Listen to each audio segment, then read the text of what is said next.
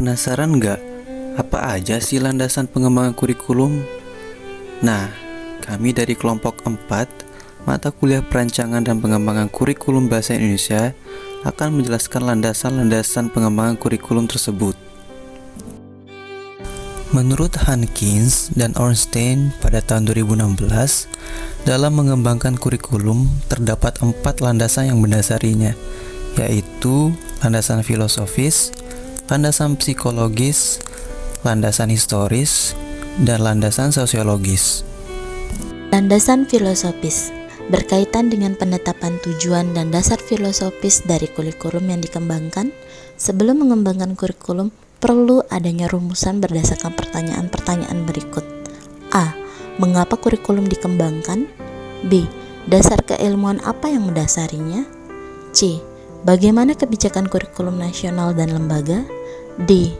Bagaimana keberlangsungan hidup yang mempengaruhi pendidikan dan pembelajaran? Adapun pengembangan kurikulum juga dipengaruhi oleh filsafat atau pandangan hidup suatu bangsa. Untuk itu, terdapat hubungan yang sangat erat antara kurikulum suatu negara dengan filsafat negara yang dianutnya. Adapun landasan psikologi berkaitan dengan perkembangan peserta didik dan kurikulum, psikologi belajar dan kurikulum. Tentunya dalam mengembangkan kurikulum harus disesuaikan dengan siapa yang melaksanakan proses pembelajaran, bukan apa yang diinginkan oleh pengembangan kurikulum. Yang membutuhkan proses belajar agar siap untuk menjalani kehidupan di tahap selanjutnya adalah siswa. Maka, kurikulum dikembangkan berdasarkan kebutuhan siswa. Pada landasan psikologi menjelaskan bagaimana karakteristik peserta didik dan tahap perkembangannya. Psikologi belajar sesuai dengan teori belajar behavioristik, kognitif, humanistik, dan konstruktivistik.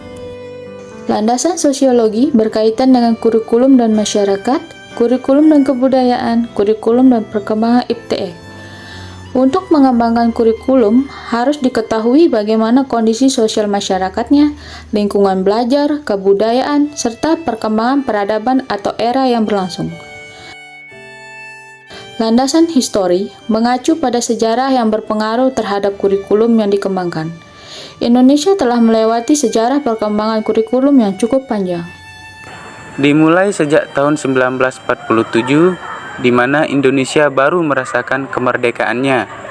Tentu membutuhkan proses pendidikan dari masa penjajahan hingga kemerdekaan, di mana pendidikan tidak fokus pada pemikiran, tetapi lebih menekankan pada kesadaran bernegara dan bermasyarakat. Selanjutnya, kurikulum terus berkembang hingga kurikulum 2013. Perubahan kurikulum dari masa ke masa tentu membawa dampak pada pengembangan kurikulum berikutnya. Itu dia pembahasan kami mengenai landasan pengembangan kurikulum. Selanjutnya bahas apa lagi ya?